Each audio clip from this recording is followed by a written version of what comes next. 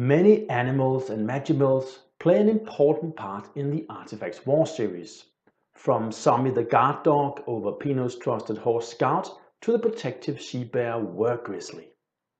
In some fantasy books, animals are treated like humans, at least in the sense that main characters has continuous conversation with an animal, such as the talking bears in the Golden Compass. It was important to me to try and make the animals in my trilogy more believably animal and not human beings with fur, scales or feathers, meaning I did not want them to talk in human words, but rather with emotions and actions or using animal sounds. I love cats, I love dogs, and I've had some fantastic pets over the years who mean a lot to me.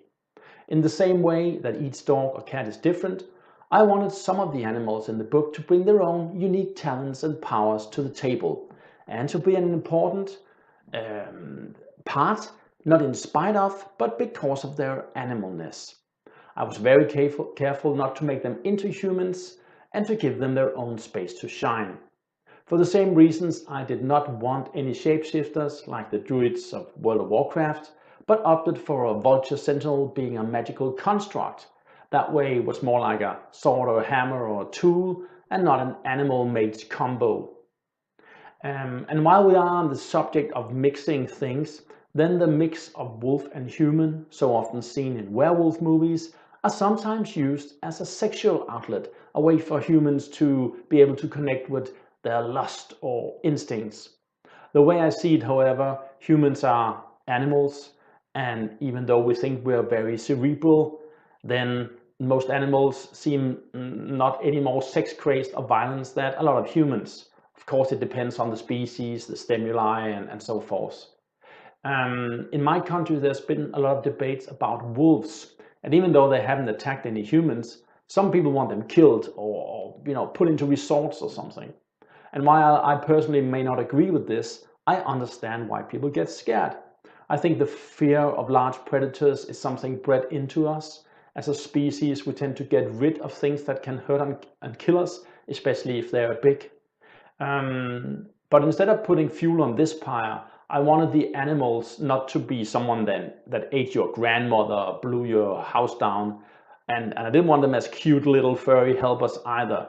I wanted them to be real animals, not good or evil, but something with wants and needs of their own and motives for what they do, just like the humans in my story. It's not that different. As an example, the Were Grizzly that helps Pino is actually just talking with her cubs over a communication spell. So when she actually talks to Pino, she takes a liking to him because he reminds her of her cubs. He is small, he is vulnerable. And normally this would never lead to them meeting or her helping him. But the bear is shocked when she sees the humans hurting Pino. And she just decides to, envelop Pino in her maternal protectiveness and then comes to his rescue. In other words, this is not something thought through like in a big way. It's just she wants to help him because he's hurting. And also I think she wants to show those men that they should not mess with those she like or her, so they're all safer in the future. It was important for me that this was not a way for Pino to later summon an army of magical bears.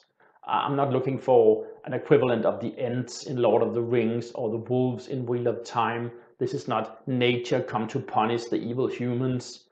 They're just helping, it's just a bear helping a human. Also, I think that from a plot perspective, the idea with the Were Grizzly was twofold.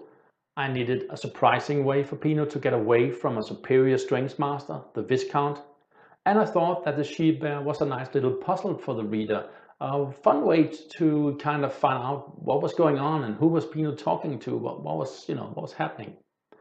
My research to be able to write about a she-bear was that I read some online articles about grizzly bears and saw some videos with them.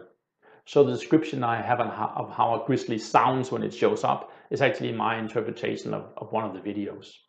And one of the things in the articles that I found interesting was that the bear's eyesight are apparently a bit different than humans, had a more bluish tint to it. So I also put this into the story.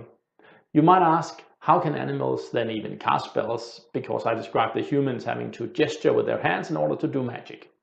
Well, the animals, they don't have hands. Well, some of them do and some of them don't, but they don't necessarily have to use their hand in order to cast spells.